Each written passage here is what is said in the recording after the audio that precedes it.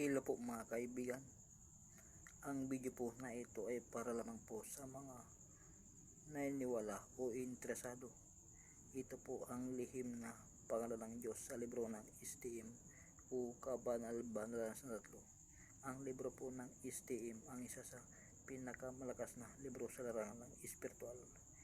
Dito nyo makikita ang kaunahang anyo ng Insidious o Diyos na walang hanggan sa inyong mata na may pakpak, at sa kanyang pakpak mabasa o nakasulat ang mga lihim na pangalan ng Diyos na kauna niyang ginawa o nilikha nang wala pang mundo na kasama niya. Dito nyo rin makikita ang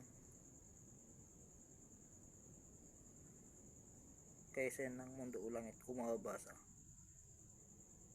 at dito nyo rin mababasa ang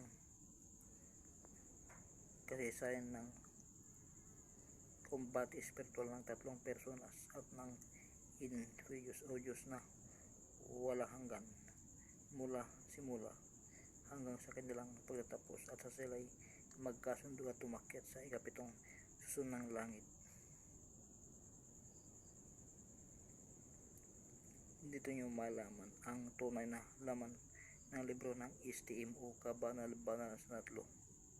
Napakaraming pangalan ang kanyang ginawa o nilikha na kasama niya nang wala pa ang mundo. Napakarami.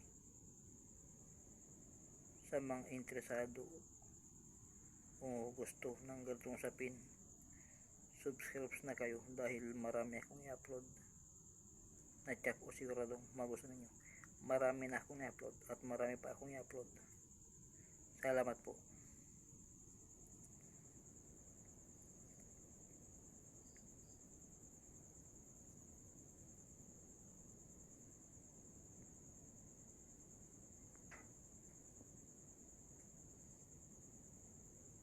Napakaraming lihim na pangalan ng Diyos na kanyang nilikha o ginawa nang wala pang mundo na kasama niya. Napakarami.